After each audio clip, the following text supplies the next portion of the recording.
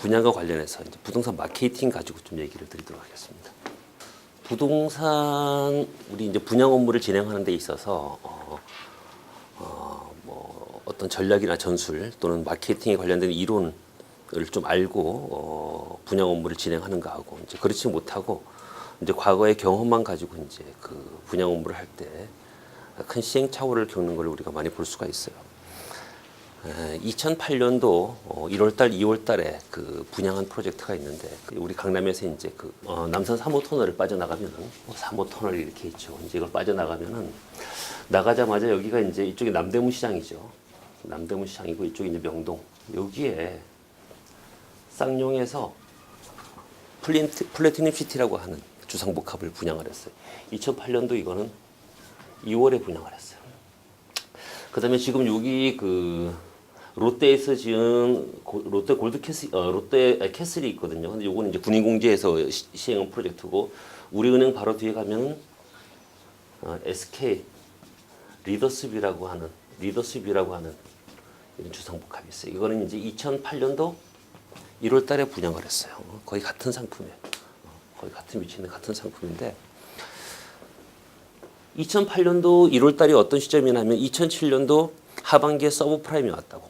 그래서 부동산 경기가 굉장히 안 좋아졌습니다. 그래서 2007년도까지만 해도 서울 시내에 주상복합 아파트를 분양하면은 거의 뭐 초기 분양률이 80%에 입학할 정도로 굉장히 분위기가 좋았어요. 그런데 이제 서브프라임이 오고 나서부터 2008년도가 넘어가면서부터는 주상복합 아파트 분양하면은 실제로 초기 계약률이 10%도 안 나올 정도로 굉장히 이제 어려운 상황이 이제 그렇게 됐던 상황이에요.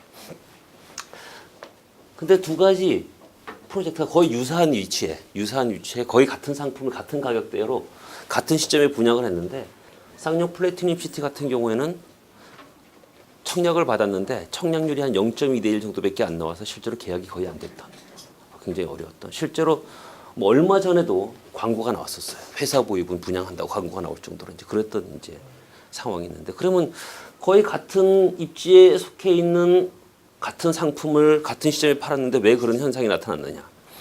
SK 리더스뷰는 일단 뭐 여러 가지 말이 많았던 프로젝트입니다만 어쨌든 땅을 이제 구입을 하게 돼서 시행사에서 사업을 진행하기 위해서 제일 처음에 인허가를 진행하면서 무슨 생각을 했냐면은 우리 상품을 살 사람들이 대상이 누구냐 먼저 이제 고민을 했었죠. 그런데 단순히 과거의 경험으로 생각해서 당연히 앞에 남대문 시장이 있으니까 남대문 시장에서 장사하는 사람이 우리 아파트 살 거다라고 이제 그렇게 생각을 했어요. 그리고 나서 실제로 인허가를 진행하면서 혹시나 하고 리서치를 해봤어요. 마켓 리서치를 우리 타겟이 누구냐. 그다음에 이제 수용성 검증이라는 걸 해보거든요. 우리 상품을 도대체 누가 살 것이냐, 우리 가격대 수요가 어느 정도 되느냐 하고 수용성 검증을 해봤는데 아주 의외의 결과가 나오는 거예요. 남대문 시장에서 수요가 하나도 안 나오는 거예요. 그래서 이상하다. 당연히 바로 인근에서 수요가 나와야 되는데 과거 경험에 따지면은 왜 남대문 시장에서 우리 아파트를 안 살까 하고 남대문 시장에서 장사하시는 분들을 이제 여러 명을 모아놓고 이제 물어봤어요. 당신들 여기다가 이렇게 좋은 아파트 짓는데 왜 산다는 사람이 없냐 물어보니까 그분들이 하는 얘기가 90년도 후반까지만 해도 남대문 시장이 장사가 잘 돼가지고 돈 버는 사람이 많다는 거야. 근데 그 돈 버는 사람들은 벌써 강남 쪽에 좋은 집 가지고 살거나 아니면 강북에도 성북동이나 평창동 이런 데다가 좋은 집 가지고 지금 살고 있는데 지금은 경기가 안 좋아가지고 어쨌든 내가 그 집을 사고 싶어도 뭐 내 집이 팔려야 사는 거고 또 실제로 장사가 안 돼가지고 그거 살 여유가 있으면은 내가 어쨌든 가게 더 운영하는 데 노력을 하겠다. 사고 싶어도 난 못 산다. 이제 그렇게 되는 거예요. 그런데 의외로 어디서 수요가 나오나 하면은 동부 이천동 쪽하고 강남 쪽에서 수요가 나오는 거예요. 그래서 강남 쪽 사람들하고 동부 이천동 사람들도 불러 모아놓고 이제 얘기를 해봤죠. 당신들 저 강북인데 여기다 왜 집을 살려고 그러냐. 나중에 그러면 집 짓고 나면 이쪽으로 이사 올 거냐. 그러니까 이사 안 간대. 강남이 살기가 좋대 아직까지. 그럼 이거 왜 살려 그러냐 물어보니까 자기가 강남에서 사는 지가 벌써 한 20-30년 됐는데 처음에 강남에 들어올 때만 해도 그때보다 지금 한 20-30년 지나면서 집값이 몇십 배가 뛰었다는 거야. 그런데 어쨌든 강남은 이제 개발되는 거는 거의 한계가 온 것 같고 물론 계속 오르긴 오르는 것 같은데 좀 오르는 속도가 더딘 것 같다. 근데 난 돈도 좀 있고 또 만만한 게 집이니까 자기들이 그 당시에 보니까 과거에 오세훈 시장 있을 때 강북 뉴턴 프로젝트라고 해가지고 강북 도심을 막 재개발을 하고 난리가 났단 말이에요.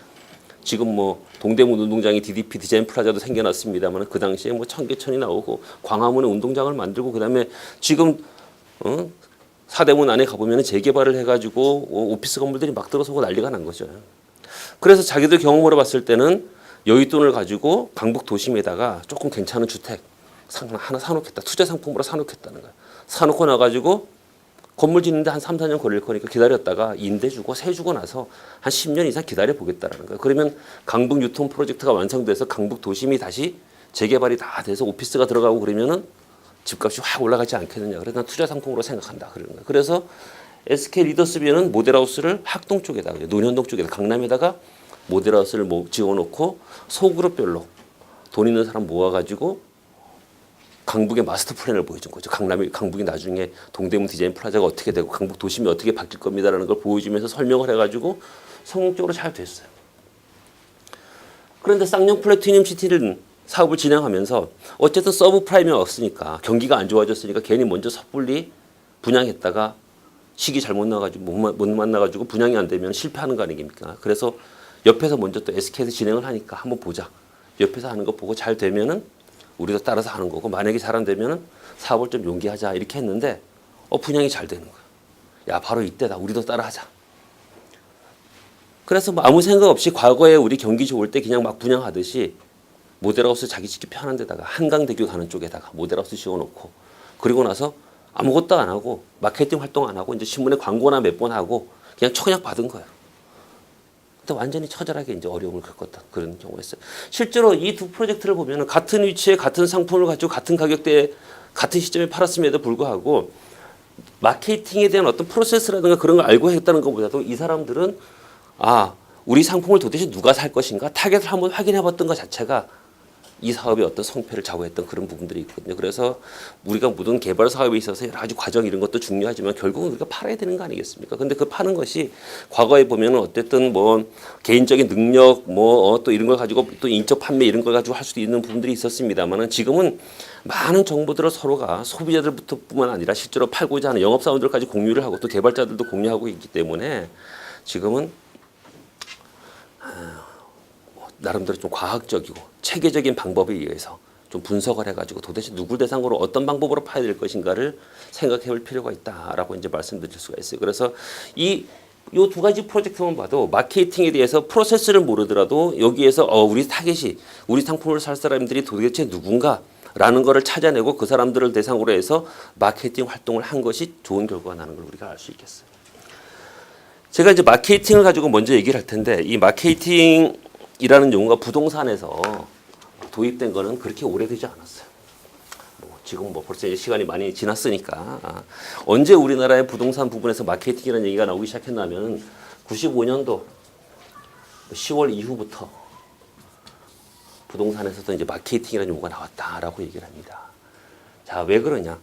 우리가 대학 다닐 때 보면 경영학과 예를 들어서 마케팅 이런 거 교육도 많이 받잖아요. 근데 그것들은 이제 대부분 이제 일반 제품에 의한 마케팅이라는 용어가 될 수가 있고요. 그게 이제 부동산에서 마케팅 용어로 쓰게 된 것이 95년 이전까지만 해도 주택 보급률을 가지고 보면 지난해 아마 우리나라 주택 보급률이 한 102% 정도 그 정도 될 겁니다.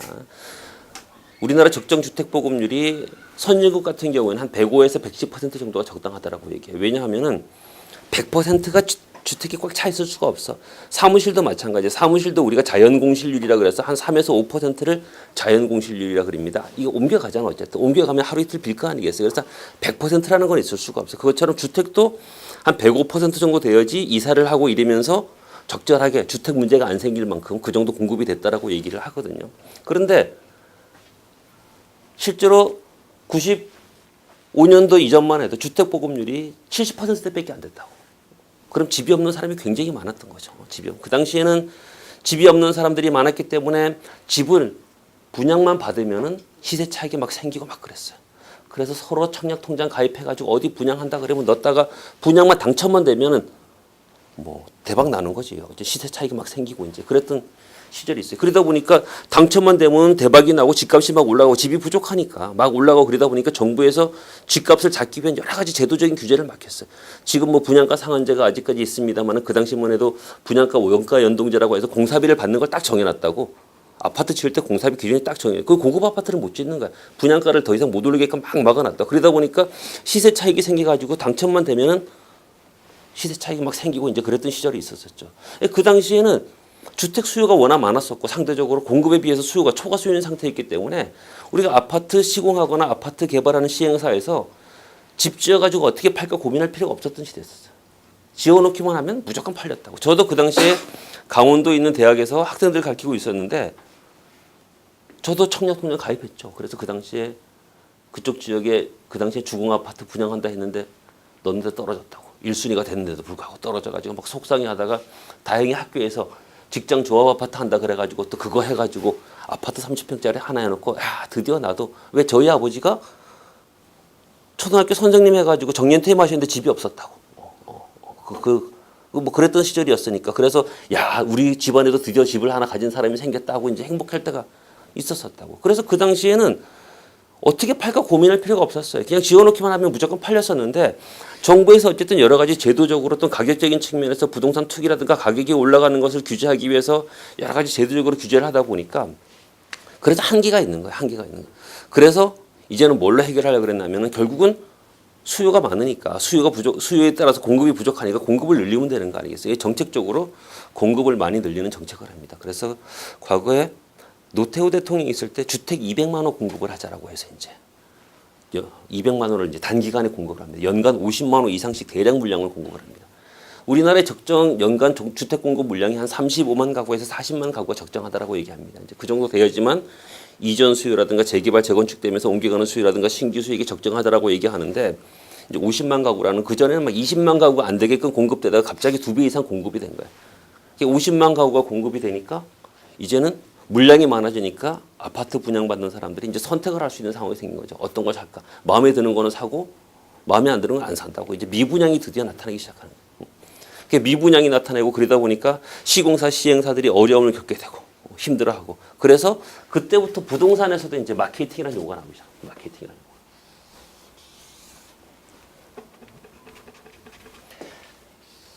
이 마케팅이라는 용어는 어원적으로는 마켓이라는 시장하고 진행형이 들어가 있는 용어야. 진행형. ing 그죠? 마켓이라는 시장과 진행형. ing가 뭐야? 진행형이란 말이에요. 그래서 우리가 분양을 할 때 또는 어디 판매를 할 때 또 마케팅 전략을 수립을 할 때 이 ing라는 의미 때문에 과거에 한번 해봤다고 이번에 똑같이 될 수가 없어요. 항상 바뀐단 말이에요. 진행형이라는 건 항상 바뀌어요. 저도 20년 이상을 일을 하면서 분양한 현장도 뭐 수십 건이 넘을 거고 실제로 컨설팅은 뭐 수백 건이 넘을 거라고. 컨설팅도 보면 뒤에 ing라는 게 붙어 있지 않습니까? 그러면 지난번에 한번 이렇게 했으니까 이번에도 똑같이 한번 하면 잘 되겠지. 절대 그렇지가 않아요. 시점에 따라서 시기에 따라서 입지에 따라서 소비자의 특성에 따라서 항상 바뀌는 거야. 항상 바뀌는 거야. 그래서 마케팅이라는 이론이나 이런 것들은 기본적으로 있지만 전략이라든가 전술은 시점에 따라서 타겟의 특성에 따라서 항상 변할 수밖에 없다. 참 그 아이러니하죠. 저도 뭐 물론 그게 과거에 했던 내가 분석했던 방법이라든가 뭐 그런 것들은 유지를 하겠지만은 과거에 컨설팅했던 내용이 나한테 어떤 경험치가 되는 거지만 그거를 똑같이 지금 프로젝트에 적용을 해서 하는 건 현실적으로 불가능하다는 거예요. 그래서 지금 시점에 맞는 또 지금 전략을 수립을 했지만은 예를 들어 분양 가격을 지금 얼마 받는 게 좋다. 전략은 어떻게 하는 게 좋다고 했지만 실제로 또 인허가 해가지고 나중에 분양하기 위해서는 또 몇 달이 또 걸릴 거 아니에요. 뭐 내년 예를 3월 달에 분양을 하는 시점이 되면 그때 돼서 다시 또 어떤 전략이라든가 이런 걸 다시 조정을 해야 되는 그런 부분들이 있다. 이 ing의 의미는 이론적으로는 이렇게 얘기합니다. 이 ing의 의미가 하나는 새로운 시장과 새로운 고객을 만들어낸다는 의미죠. 그래서 창조한다는 의미, creating, 창조라는 의미를 가지고 있고요. 또 하나는 직선적이지 않다는 물건을 팔고 끝나는 게 아니야. 물건을 팔고 나면은 예를 들어서 우리 물건을 쓴 사람들이 살아보니까 마음에 안 든다. 가서 장사를 해보니까 장사가 잘 안 된다.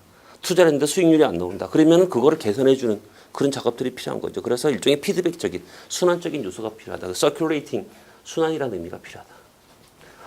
그래서 이제 마케팅이라는 의미를 가지고 어원적인 의미로 해석을 해보면은 우리는 새로운 시장과 새로운 고객을 만들어내고 그 사람들한테 물건을 팔고 나서 그 사람들이 만족할 수 있도록 여러 가지 활동들을 해가는 과정이다. 이렇게 이제 얘기를 이제 할 수가 있어요. 그럼 이제 우리가 많이 혼돈하는 게 뭐냐 하면은 마케팅이라는 거하고 세일즈, 판매라는 거하고 두 가지를 많이 혼돈을 해요. 이 마케팅하고 세일즈의 차이는 뭐냐 하면 추구하는 목표 자체가 틀립니다. 세일즈의 목표는 뭐냐 하면은 우리 물건을 팔아서 기업의 이익을 기업의 이익을 얻는 것 자체가 세일즈의 목표예요. 그러니까 이 물건이 좋든 나쁘든 관계없어. 어쨌든 수단과 방법을 가리지 않고 우리가 물건을 팔아가지고 돈 챙기면 되는 거예요. 실제로 우리가 미분양 상품을 팔려고 한다. 그럴 때는 세일즈라는 부분이 맞아요. 미분양 상품은 뭐예요? 어쨌든 소비자들 인식에서 한번 외면된 거 아니겠어. 그죠? 그러면 이거는 마케팅이라는 개념보다는 세일즈라는 개념으로 접근을 하는 게 맞다. 그래서 실제로 뭐 지금도 일부 그렇습니다만 과거에 보면은 프로젝트를 하나 진행하게 되면은 시행사나 건설회사에서 시행사에서 특히 자기들 수익이 최대한 많이 만들 수 있는 상품을 만든다고. 용적률 최대한 착하게끔 분양가 최대한 받을 수 있는 상품을 만들어 놓는 거야. 그렇게 만들어 놓고 나가지고 자기들이 팔기가 조금 애매모호하니까 또 시장 상황이 좋지 않으니까 이제 분양 전문 업체, 소위 분양업체, 분양 대행사라는 업체를 오라 그래. 너들이 제안을 받아. 나중에 여러분들에게 분양 제안서 쓰는 법도 제가 말씀드릴 겁니다. 분양 제안을 받는다. 그럼 분양 제안서에서 막 입지 분석하고 해가지고 주변 시세가 어떻게 되고 이렇게 돼가지고 수요가 어떻게 될 것 같아가지고 분양을 이렇게 해서 어떻게 팔겠습니다. 누굴 대상으로 팔아가지고 몇 달 만에 어떻게 팔겠습니다라고 제안서를 한다고. 그러면 그 제안서 프레젠테이션 하는 내용이 마음에 들으면 그래 너들이 한번 해봐. 그럼 이렇게 계약을 하는 거야.